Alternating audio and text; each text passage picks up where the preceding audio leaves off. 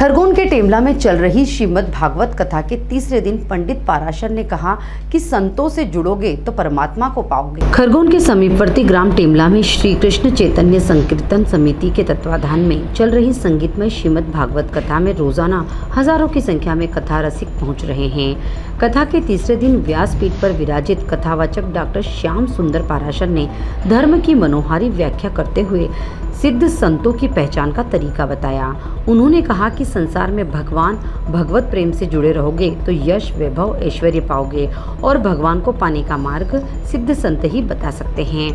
इसलिए संतों से जुड़ो, लेकिन सिद्ध सच्चे संत कौन हैं यह भी जानना जरूरी है, क्योंकि कई लोग पाखंड भी रचाते हैं। इसलिए वेशभूषा से किसी को संत न माने। साधु संतों की पहचान उन्हें परखने के 5 तरीके हैं।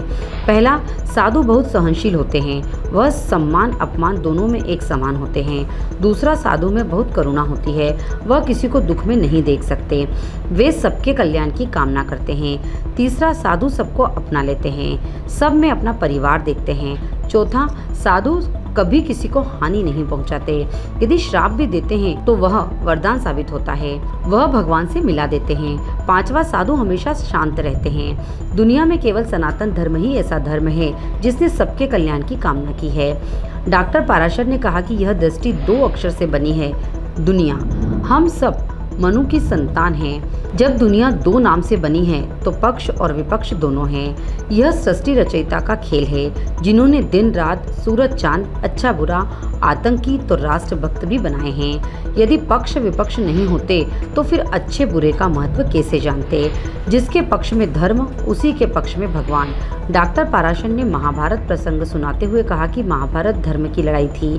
कौरव पांडव दोनों के साथ धर्म था, लेकिन जैसे ही विदुर, जिसे धर्म का ज्ञाता कहा जाता है, उन्होंने कौरवों का साथ छोड़ा। धर्म ने कौरवों का साथ छोड़ दिया था। कौरवों के शक्तिशाली होने के बाद भी पांडवों की जीत हुई, क्योंकि उनके साथ साक्षात भगवान श्री कृष्ण थे। यह कथा सिखाती है कि जिस पक्ष में धर्म होता है, भगवान उसी के पक्षधर होते हैं। डॉक्टर पाराशर ने कहा कि जो दान, धर्म, भक्ति का दिखावा करता है कि वही काम असफल होते हैं। जो ईश्वर की कृपा से काम करने का दावा करता है, उसके काम सफल होते हैं। आज टेमला में इतना बड़ा आयोजन हो रहा है, सफलता से आगे बढ़ रहा है। यह इसलिए क्योंकि यह ईश्वर की कृपा से हो रहा है, माया से नहीं हो रहा। या कोई यदि कहे कि मैं करा रहा हूँ, मैंने यह सब किया है, तो यह काम असफल हो जाता। सुनीति के पथ पर चलिए, सुनीति के पथगामी मत बनिए। पूर्व प्रधानमंत्री लाल बहादुर शास्त्री का उदाहरण दिया कि भ्रष्टाचार जैसी भीड़ में ध्रुव तारे की जैसी पहचान बनाई, वे अपने परिवार का कर्ज तक नहीं चुका पाए। ऐसे लोग इस लोक और परलोक में भी अपना स्थान बनाते हैं। सुनीति के पथ पर चलिए, कुनीति के पथगामी मत बनिए। डॉक्टर पाराशर ने सत्य प्रसंग का मार्मिक वर्णन भी सुनाया। उन्होंने भजनों से भक्त प्रभु का मिलन भी कराया। कथा के दौरान भारतीय फौज की पाकिस्तान में की गई एयर स्ट्राइक की खुशी भी श्रोताओं और आयोजक समिति के बीच नजर आई। यहाँ भगवान के जयकारों के साथ ही भारत माता के जयकारों से परिसर गूंज उठा। विधायक बालकृष्ण पाटीदार ने कहा कि आज शुभ प्रसंग है। भारत माता के सपूतों ने ऐसा काम करके दिखाया है जिसे सारी दुनिया देख रही है। एक साथ 9 स्थानों पर हमारी फौज ने आतंकवाद को समाप्त कर दिया।